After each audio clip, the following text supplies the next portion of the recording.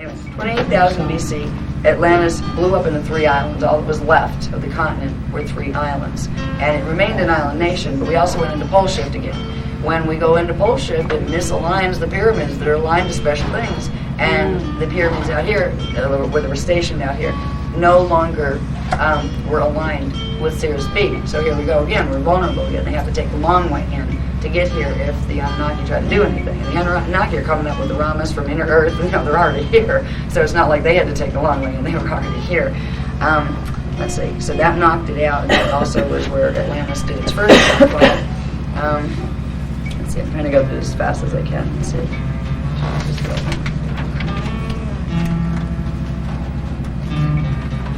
Now, let's see.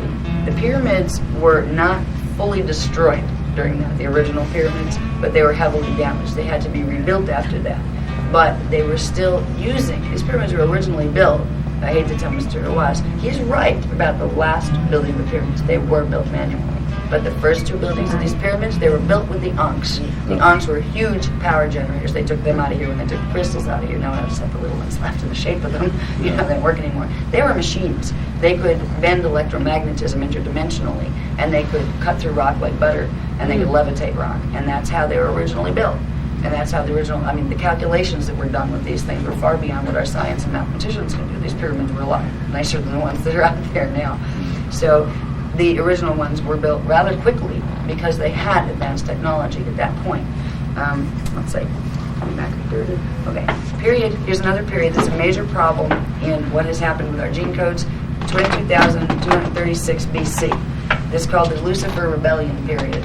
This is when the bunch of them have been involved with the Hebrew races from the Palladian system and the Avianites that we talked about before in the Vegan system. They all decided to be buddies, and they formed, and the Bellicudian that used to be part of our race, and the Galactic Federation that used to be part of the Guardian Alliance, they decided to take the whole thing in their own direction. They were going to hijack human evolution and amp up Anunnaki hybridization, but higher-coded Anunnaki. They hated the Draconians. They were not into that Anunnaki matrix. They created a middle ground, a gray zone in between, and they messed with their gene codes totally. We ended up with something called the Palladian seal, which is something that blocks the DNA from working the right way, and it's something that we're using cathartic healing to clear. So they got involved. That was a major issue, again, in our history and what we're trying to deal with, because they're back. They're the ones behind the Galactic Federation stuff that's coming out now with the channels. They're behind a number of other things. They're behind what we call the fake Michael matrix. There's a lot of angelic contact happening these days, and nobody asks, what is an angel? Where do you come from? What are your references? They really should ask these questions, because one of the things that this group responsible for the Lucifer Rebellion is doing, they're still trying to do their old agenda. They're still trying to hijack human evolution, and they're using our religious stories to do it. They're saying, oh, I'm Angel Michael, I'm Angel Gabriel, I'm Emmanuel, I'm whoever. Now, there are legitimate Michaels and Gabriels and these guys, but these guys are using the names and pretending that they are those, and they're plugging people right into their matrices, and people are going, oh, isn't this wonderful? It's happening again, just like it did 200,000 years ago, with people saying, sure, take me, because they don't know the difference. Okay? Now, let's see, there's a lot of things. If I try to cover this, we'll be until 6 o'clock in the morning, so I won't do that. I want to get back. I'm going to focus on just the temples, okay, out here, since we've been studying what they are. Let's see, they were rebuilt, I believe, rapidly after things stabilized from the pole shift, the first pole shift that happened with the first Atlantean mess. Let's see, I'm trying to think. I have the dates here. Separately is when they were rebuilt that time. They've been around 10,500. Yeah, around 10,500 BC. They were reconstructed again. They were functional again. This time they were aligned with Alcyone. In the Palladian system, it was closer because of the way the axis tilted on the planet. So again, it was used as a teleport station, and that was all fine and dandy until 9,558 BC, when the Atlanteans did it again, and they attempted to take over the inner Earth portal, the one under the Sphinx, because they wanted access to the Ark of the Covenant, because the Ark of the Covenant was actually a portal bridge between Earth core, the halls of Amenti, and system in Andromeda, and ran all the way up to the dimensional scale. If it was open the right way, you could draw fifth dimensional frequency out and charge objects with it. This was free power, Okay, very high power, free energy. And you can control all sorts of things with it. They wanted to set up their own little civilizations free from the grids that the Syrian council controlled with the crystals that the Syrian council had given. So they were trying to find their own way to take power, but they had to take control of the inner Earth portal and get control of the Ark of the Covenant. So again, this is the time they tried to blast, using the crystals, they got control of the Atlantean crystals, tried to blast into the Ark of the Covenant to open it. And it backfired. There's too many seals in the Ark of the Covenant, you can't do that. And it backlogged the signals and blew their whole grids all the way back and caused chain reaction, with their crystal generators. At that point, we lost a lot of friends on our side as far as the Guardian Alliance went. All right, we're sick of this already. A lot of them went over to the let's repress human evolution thing, because this is getting ridiculous down here.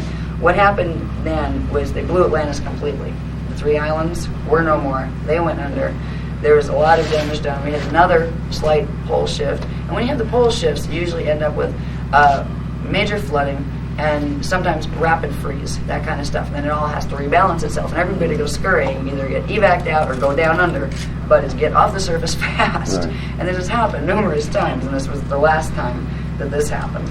It was like 9,558 BC. That's when Atlantis finally officially sank, the whole thing. That's when Council came in and pulled all the crystals and took all the Ankhs and shut it all down and said, this is ridiculous. They also had to, the Ark of the Seal and the Ark of the Covenant was damaged, which would have caused, because of certain ways that Amenti works, also Amenti, it would have caused, I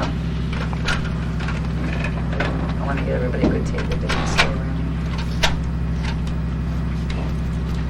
here. Always distracts me. Where did I leave off? This would have caused. Just would have caused. What would have caused? Can anybody backtrack me? I hate when that happens. When I get distracted, it breaks my train. Seal of the Ark was damaged. We're talking about the Ark and everything. The seals because of the house of Amenti. Oh yeah, okay, this is where quarantine came in.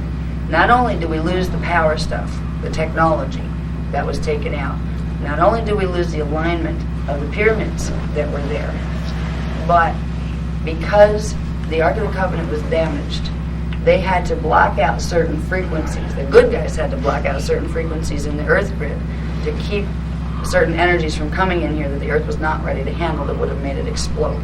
So that created what's called a frequency fence. A frequency fence is literally a frequency barrier. It's a block in frequency that will register in the DNA and anything on the planet, first of all. So it created a block, another block in our DNA as far as integrating our consciousness. It also kind of freeze-framed us in time. Our perception of anything of the higher dimensions was not able to happen while that frequency fence was up.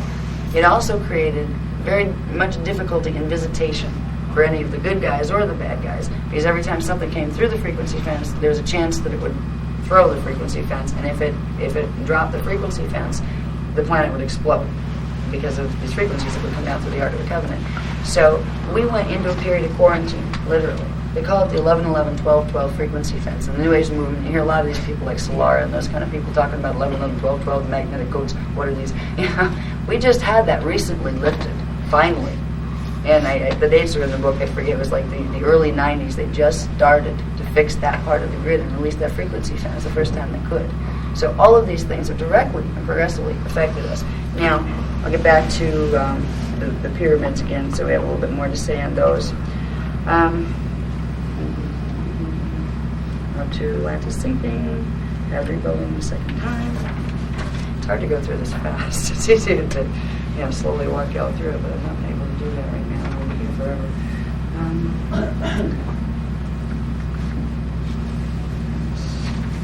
The last time the pyramids were built, were set up. Now again, during this time, they were flattened. They had to be reconstructed after the final fall of Atlantis in 9,958 BC, whatever it was. Okay, third time that they were rebuilt was not until 5,546 BC. This time they had to be rebuilt manually. And this time there was a lot of other problems of getting the grid stabilized, having to get the cultures back up and restart them, went back to being primitive. But this time there was no power source like there was before. A lot of things were lost. It went back to food, basic survival issues. So it took the culture a long, long time this time to get itself back together. In the meantime, we're still getting some of the manipulation primarily from the inner Earth Rama races, because they didn't have to go through the frequency fence. They were kind of underneath it, inside of it. We evolved very slow from that point. We ended up with Sumerian culture, which was primarily out of that middle matrix Galactic Federation bunch from Nibiru and the Pleiades. That was primarily theirs. And from there, they infiltrated what was left of the Egyptian cultures that had come back up. The Ceres Egyptian lines that originally had been, purified lines, ended up getting hybridized with the Rama races and with the experiment from the Pleiades with that Hebrew group, and totally changed the coding. We ended up with primarily Anunnaki influence here. The temples ended up under their control once they were rebuilt. And the whole culture that we look, when we look at the cultures that have emerged out of here, were primarily Anunnaki. They were either the Anunnaki that were coming up through the association of the Anunnaki cloister races of inner Earth that were in association with the Ramas, or they were the ones coming out of the Nibiru matrix that were dealing with the Hebrew and the Hebrew-Egyptian lines that were trying to hijack the evolution. There were very, very few families of Diamond Sun codes or any Emerald Order left, except with a small group of Shambhali in the inner Earth territories who have held their ground for many, many, many generations. It's been a real mess here. When we go to see these beautiful temples, we are, and a lot of the gods they worshipped. And there are certain periods. This is going to be in the book Return of the Emerald Order. I'm going to get the different periods in the Pharaonic history. The Pharaonic history was fighting constantly. Which group? You had the 3 DNA matrices represented at this point. You had the Black Suns, the Belil Suns, which were half and half, and they went with the Palladian, Nibiru, Egyptian. And then you had the Diamond Suns trying to somehow survive this mess. Depending on the gods that were being worshipped at the time, you can tell certain things about them. Now, some of the gods that were worshipped, the gods they're worshipping are the ones, the visitors that had come in. They had, in ancient times, they had direct interaction with him. There is a person named Thoth. There is a person. Well, Hathor was not so much a person. That was representative of a race. But ones like Thoth and Enoch and these guys, these were guys that had bodies that came down here and visited physically. And they left their legends and their teachings behind. And they were worshipped. They're from Harmonic 2. Most of them are from Nibiru. Some of them were on our side, or came over to our side after a while and said, this isn't working. I think we like your Guardian Line stuff better. We'll work with you. We're basically affiliated with the Isis, Osiris, and before it got corrupted, some of them were using it in the wrong way.